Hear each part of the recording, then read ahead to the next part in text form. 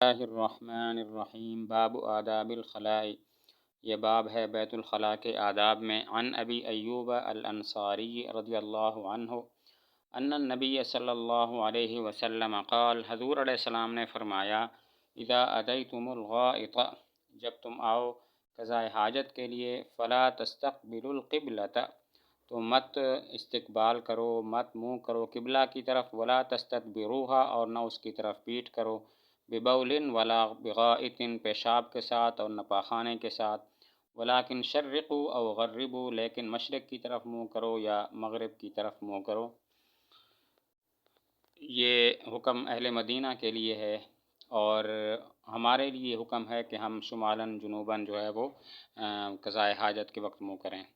وعن سلمان رضی اللہ عنہ قال، فرماتے ہیں، لقد نہانا رسول اللہ صلی اللہ علیہ وسلم، تحقیق ہمیں منع کیا حضور صلی اللہ علیہ وسلم نے، ان نستقبل القبلۃ، کہ ہم رخ کریں قبلہ کی طرف، لغائط او بول، پاخانے یا پیشاب کے لیے، او ان نستنجی بالیمین، یا یہ کہ ہم استنجا کریں دائیں ہاتھ کے ساتھ، او ان نستنجی باقل من ثلاثۃ احجار، یا استنجا کریں 3 پتھروں سے کم کے ساتھ، او ان نستنجی برجیع او بعظم، یا یہ کہ ہم استنجا کریں گوبر کے ساتھ یا ہڈی کے ساتھ۔ ہڈی کے ساتھ بھی استنجا کرنے سے منع کیا گیا، کیونکہ ایک تو ضرر کا اندیشہ ہے، دوسرا اس سے ازالہ نجاست اچھی طرح نہیں ہوتا، اور تیسرا یہ جنوں کی خوراک ہے۔ عن ابی ہریرہ رضی اللہ عنہ عن رسول اللہ صلی اللہ علیہ وسلم قال، فرماتے ہیں، اذا جلس احدکم، جب تم میں سے کوئی ایک بیٹھے، علی حاجتہ، اپنی حاجت پر، فلا یستقبلن القبلۃ ولا یستدبرها، تو ہرگز قبلہ کی طرف رخ نہ کرے اور نہ اس کی طرف پیٹھ کرے۔ وعن عبداللہ بن عمر رضی اللہ عنہ قال، عبداللہ بن عمر فرماتے ہیں، رقیت یوماً علی بیت اختی حفصہ رضی اللہ عنہا، ایک دن میں چڑھا اپنی بہن حفصہ رضی اللہ عنہا کے گھر پر، فرأیت رسول اللہ صلی اللہ علیہ وسلم قاعدا لحاجتہ، میں نے دیکھا حضور علیہ السلام کو بیٹھے ہوئے اپنی حاجت کے لیے، مستقبل الشام، شام کی طرف منہ کیے ہوئے، مستدبر القبلۃ، قبلہ کی طرف پشت کیے ہوئے۔ وعن جابر بن عبداللہ رضی اللہ عنہ قال، فرماتے ہیں، نہا نبی اللہ صلی اللہ علیہ وسلم ان نستقبل القبلۃ، ہمیں حضور علیہ السلام نے منع کیا کہ ہم رخ کریں قبلہ کی طرف، ببول، پیشاب کے ساتھ، فرأیتہ، پس میں نے ان کو دیکھا، قبل ان یقبض بعام، اپنی وفات سے 1 سال پہلے، یستقبلها، کہ قبلہ کی طرف رخ کرتے ہوئے۔ قال النووی، صاحب کتاب فرماتے ہیں، النہی للتنزیہ، نہیں تنزیہی ہے، وفعلہ، حضور صلی اللہ علیہ وسلم کا فعل، کان للاباحۃ، اباحت کے لیے تھا، او مخصوصا بہ، یا آپ کے ساتھ مخصوص تھا، جمعا بین الاحادیث، احادیث کو جمع کرتے ہوئے۔ عن مروان الاسفر،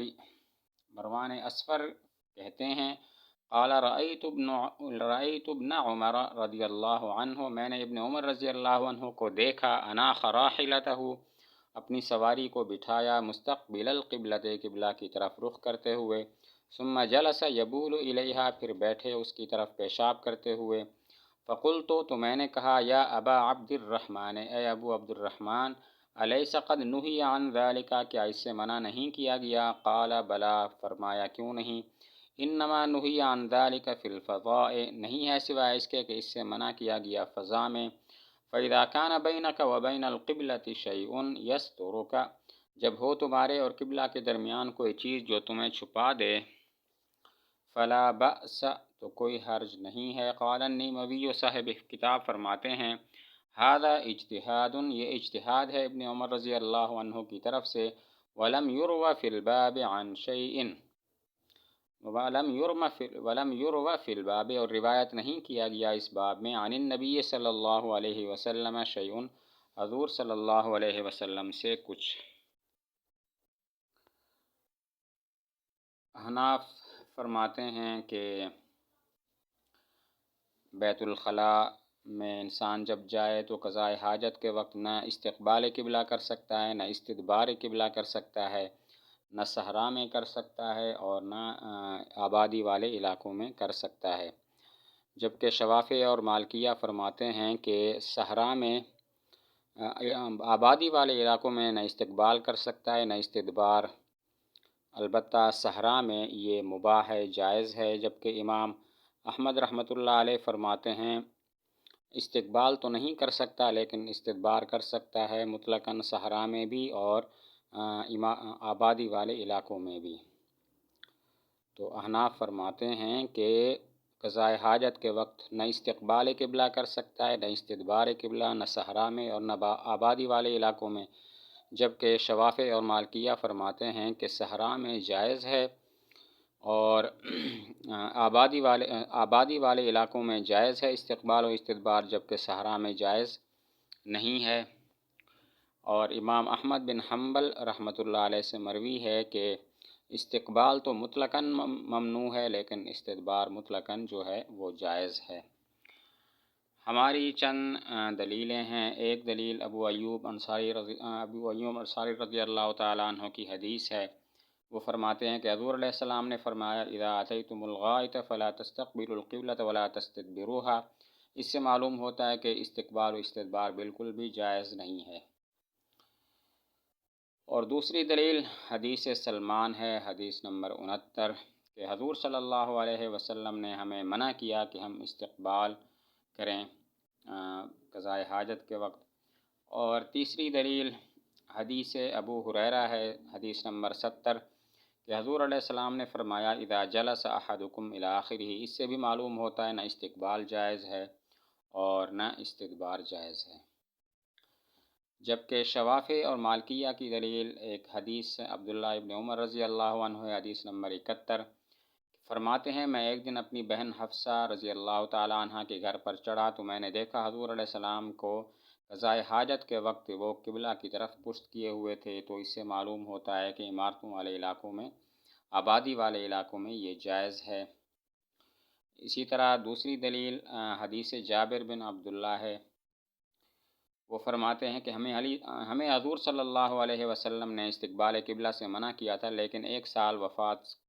سے ایک سال قبل میں نے دیکھا استقبال کرتے ہوئے۔ تو ہم ان دلائل کا جواب یہ دیتے ہیں کہ ہماری احادیث قولی ہیں اور آپ کی احادیث فعلی ہیں،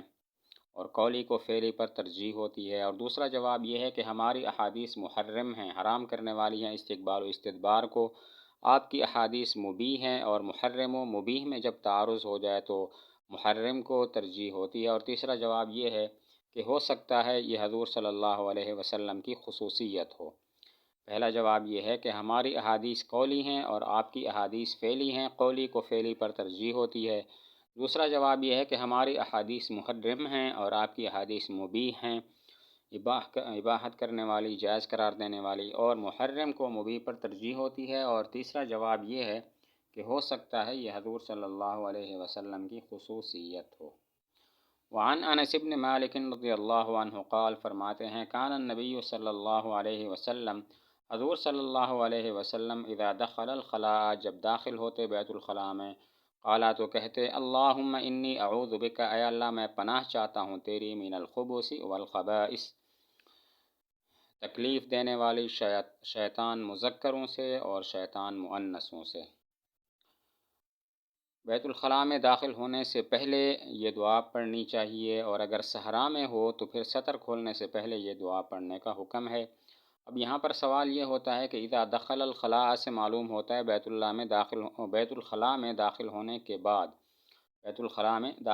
بعد یہ دعا پڑھتے تھے، حالانکہ حکم تو یہ ہے کہ بیت الخلاء میں داخل ہونے سے پہلے یہ دعا جو ہے وہ پڑھی جائے۔ تو اس کا جواب یہ ہے کہ اذا دخل الخلاء کا معنی ہے اذا اراد دخول الخلاء، جب بیت الخلاء میں داخل ہونے کا ارادہ کرے۔ سوال ہوتا ہے اذا دخل الخلاء سے تو معلوم ہوتا ہے کہ جب بیت الخلاء میں داخل ہو جائے تو یہ دعا پڑھے، حالانکہ اس وقت یہ دعا نہیں ہوتی، اس وقت اگر پڑھنی ہے تو دل میں پڑھی جائے گی، زبان سے نہیں۔ تو اس کا جواب یہ ہے کہ اذا دخل الخلاء کا مطلب ہے اذا اراد دخول الخلاء، جب خلاء میں داخل ہونے کا ارادہ کرے۔ وعن عائشہ رضی اللہ عنہا قالت، فرماتی ہیں کان النبی صلی اللہ علیہ وسلم اذا خرج من الخلاء، جب بیت الخلاء سے نکلتے تو کہتے غفرانک، ہم طلب کرتے ہیں تیری مغفرت کو۔ حضور علیہ السلام جب بیت الخلاء سے نکلتے تو یہ دعا پڑھتے غفرانک۔ غفرانک منصوب ہے اس بنا پر کہ یہ مفعول بھی ہے، نطلب فعل محذوف کا، نطلب غفرانک۔ اب یہاں پر سوال یہ ہوتا ہے کہ بیت الخلاء سے نکلنے کے بعد تو مقام شکر ہے کہ فاسد مادے جسم سے نکل گئے، یہ طلب مغفرت کا مقام نہیں ہے، تو پھر حضور علیہ السلام یہ دعا کیسے فرماتے تھے غفرانک؟ سوال ہے، بیت الخلاء سے نکلنے کا وقت مقام شکر ہے کہ جسم سے فاسد مادے نکل گئے، نہ کہ مقام طلب مغفرت، تو پھر حضور علیہ السلام یہ طلب مغفرت کی دعا کیوں فرماتے تھے؟ تو اس کا جواب یہ ہے کہ غفرانک یہ شکرانک کے معنی میں بھی آتا ہے، شکر کے معنی میں بھی آتا ہے، عرب کا محاورہ ہے غفرانک لا کفرانک، یعنی شکرانک لا کفرانک۔ اور دوسرا جواب یہ ہے کہ جتنا وقت بیت الخلاء میں گزرا اتنا وقت انسان ذکر الہی سے غافل رہا، تو اس کوتاہی پر مغفرت کی دعا ہے غفرانک۔ پہلا جواب یہ ہے کہ غفران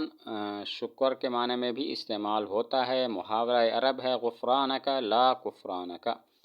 یعنی شکرانک لا کفرانک، ہم تمہارا شکریہ ادا کرتے ہیں۔ اور دوسرا جواب یہ ہے کہ جتنا وقت بیت الخلاء میں گزرا اتنا وقت انسان ذکر الہی سے غافل رہا، اس کوتاہی پر طلب مغفرت کی دعا ہے۔ وعن ابی قتادہ رضی اللہ عنہ قال قال رسول اللہ صلی اللہ علیہ وسلم لا یمسکن احدکم ذکرہ بیمینہ، ہرگز نہ پکڑے تم میں سے کوئی ایک اپنے شرمگاہ اپنے دائیں ہاتھ کے ساتھ، وہو یبول، اس حال میں کہ وہ پیشاب کر رہا ہو، ولا یتمسح من الخلاء، اور نہ استنجا کرے بیت الخلاء سے، بیمینہ پیشاب کے وقت اپنے دائیں ہاتھ سے نہ استنجا کرے اب پیشاب سے اپنے دائیں ہاتھ کے ساتھ، ولا یتنفس فی الاناء، اور سانس نہ لے برتن میں۔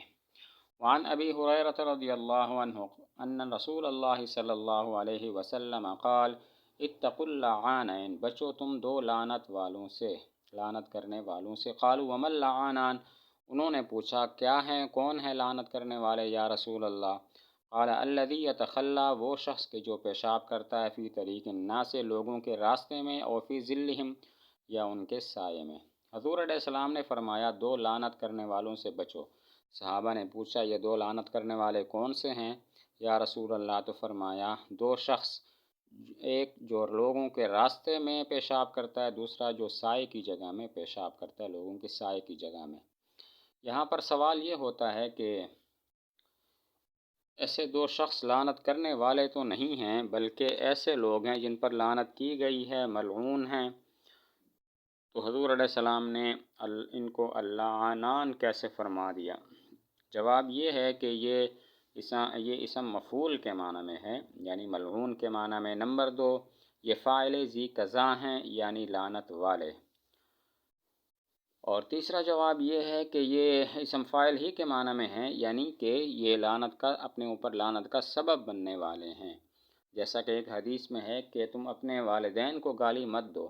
صحابہ نے پوچھا اپنے والدین کو گالی کون دیتا ہے؟ تو حضور علیہ السلام نے فرمایا تم کسی اور کے والدین کو گالی مت دو، ورنہ وہ تمہارے والدین کو گالی دے گا، اور اسی طرح تم اپنے والدین پر گالی دینے کا سبب بن گئے ہو۔ سوال یہ ہے کہ ایسے شخص تو لعنت کرنے والے نہیں ہوتے، بلکہ ان پر لعنت کی گئی ہے، ملعون ہیں، تو انہوں کو حضور علیہ السلام نے اللعانین کیسے فرمایا؟ جواب یہ ہے کہ یہاں اسم مفعول یعنی ملعون کے معنی میں ہے، اور نمبر دو، یہ فاعل ذی قضا ہیں، یعنی لعنت والے۔ اور تیسرا جواب یہ ہے کہ اسم فاعل ہی کے معنی میں ہے، یعنی اپنے اوپر لعنت کا سبب بننے والے، جیسا کہ حدیث میں ہے اپنے والدین کو گالی مت دو۔ پوچھا گیا اپنے والدین کو گالی کون دیتا ہے؟ تو فرمایا کہ دوسرے کے والدین کو گالی مت دو، ورنہ وہ تمہارے والدین کو گالی دے گا، اسی طرح تم اپنے والدین پر گالی کا سبب بن گئے۔ وعن انس بن مالک رضی اللہ عنہ قال کان رسول اللہ صلی اللہ علیہ وسلم يدخل الخلاء، حضور علیہ السلام داخل ہوتے بیت الخلاء میں، فاحمل، بس اٹھاتا تھا میں، وغلام اور ایک نوجوان، اداوتم من ماء پانی کا برتن، وعنازتن اور ایک نیزہ، یستنجی بالماء حضور علیہ السلام استنجا کرتے تھے پانی کے ساتھ۔ فرماتے ہیں کہ میں اور ایک لڑکا حضور علیہ السلام بیت الخلاء میں جاتے، میں اور ایک لڑکا پانی کا برتن اور نیزہ اٹھائے ہوئے ہوتے تھے، اور فرمایا کہ حضور علیہ السلام پانی سے استنجا کرتے تھے۔ تو نیزہ تو اس لیے اٹھایا ہوا ہوتا تھا کہ حشرات الارض کو مارنے کی نوبت آ سکتی تھی، اور دوسرا اس وجہ سے کہ تاکہ زمین کو نرم کر دیا جائے اور پیشاب کی چھینٹیں نہ پڑیں۔